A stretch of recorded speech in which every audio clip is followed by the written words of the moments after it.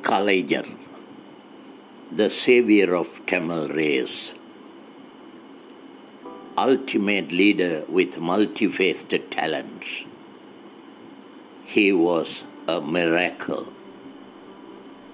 He always entertained loftiest thoughts. He was at an exalted position in cinema writing. He created new horizons which were very essential for the society. He created new revolutionary style of writing in cinema. He was more a preacher. His ideas and dialogues educated the public. His films were entertaining, at the same time it was educative. Tamil cinema took a drastic change after his arrival. He was a true follower of Thandai Periyar and a sincere disciple of Perarinyar Anna. He was a Guru Drona to many budding writers like me.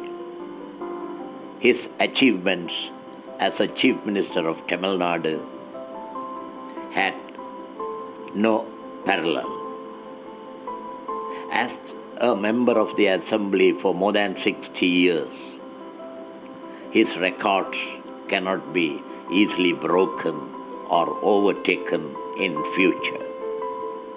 He was a lovable leader whom everybody saluted with respect. He was a multi-talented personality. Tamil Nadu feels proud to have had an excellent leader like him. V. C. Guhanathan.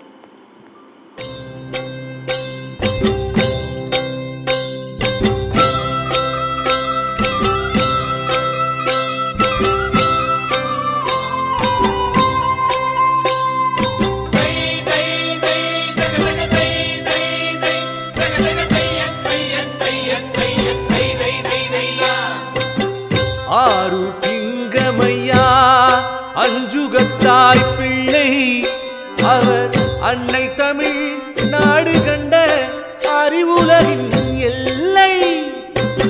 ஈரோட்டின் புரட்சியிலே மனம் கமழும் முல்லை. அந்த இனமான சூரியனை வென்றவர்கள் இல்லை. அவர் அண்ணாவின் தம்பி, தமிழ்நாடாண்ட நம்பி, நம் சங்க தமிழ் மக்கள் வணங்கும் தன்மான தும்பி, நம் சங்க தமிழ் மக்கள் வணங்கும் தன்மான தும்பி.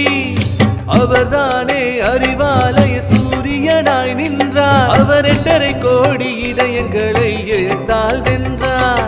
அவர் 8.5 கோடி இதயங்களை எழுத்தால் வென்றார். முத்தமிழ் அறிஞர் நினைவிட திறப்பு விழா அன்று தமிழின தலைவருக்கு எங்களது காணிக்கை.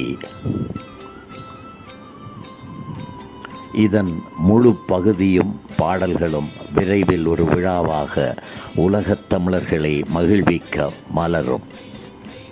இந்த பாடலுக்கு இசையமைத்தவர் இசை மேதை MS விஸ்வநாதன் அவர்கள்.